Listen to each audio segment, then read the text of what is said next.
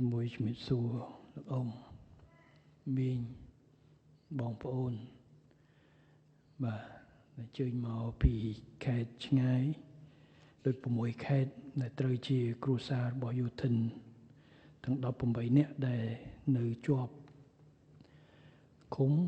នៅកងទ័ពថៃសូមអរគុណណាស់ចំពោះលោកអ៊ំពូមីងបងប្អូនទាំងអស់ដែលបានអញ្ជើញមកពីឆ្ងាយមកចូលរួមនៅថ្ងៃនេះហើយជាពិសេសតាមរយៈអ៊ំពូមីងបងប្អូនក៏សូមអរគុណចំពោះ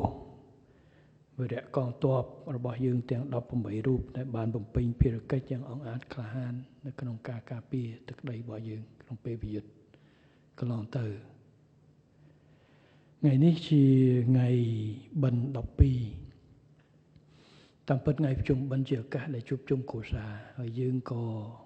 កន្លងទៅកងទ័ពរបស់យើងដែលបានប្រជុំជាមួយភាគីថៃនោះក៏បានយកចិត្តទុកដាក់នៅក្នុងការព្យាយាមស្នើសុំឲ្យមានការដោះលែងជាមនុស្សធម៌ឲ្យបងប្អូនទាំង18រូបបានត្រឡប់មកជួបជុំគ្រួសារប៉ុន្តែចម្លើយមកដល់ពេលនេះនៅមិនទាន់មានចម្លើយវិជ្ជមាននៅឡើយទោះជាយ៉ាងណាក៏យើងនៅបន្តខិតខំដើម្បីរកវិធីឲ្យមានការដោះលែងឲ្យគាត់មានសេរីភាពក្នុងពេលឆាប់ៗដែលអាចទៅបាន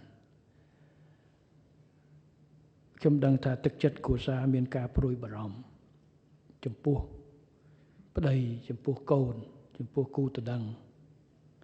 ព្រោះនេះតាមទាំងព័ត៌មានគូតដឹងមួយដែរមានម្នាក់គូដឹងនៅស្ទឹងត្រែងហើយត្រូវការថ្ងៃណាបាទ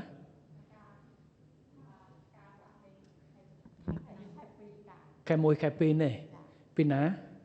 មកឯងហ្នឹងអានក្រោយណាកូនក្រោយហ៎ខ្ញុំម្ដាយចន្ទ្រាបាទអញ្ចឹងអញ្ជើញអង្គុយចុះបាទ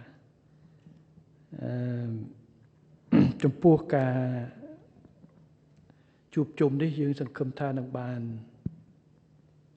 ក្នុងពេលឆាប់ខាងមុខហើយបើអាចទៅរួចយើងសង្ឃឹមថានឹងអាចជួយឲ្យបានការកុំឲ្យពិបាកលើកពេលការនៅក្នុងការវិលត្រឡប់របស់គ្រួសាររបស់គូតដឹងរបស់យើងមកខ្ញុំសូមរំលឹកបន្តិចអំពីសាវតានៃឧបទ្ទវហេតុដែលកើតឡើងនៅថ្ងៃ29ពេលនោះខ្ញុំ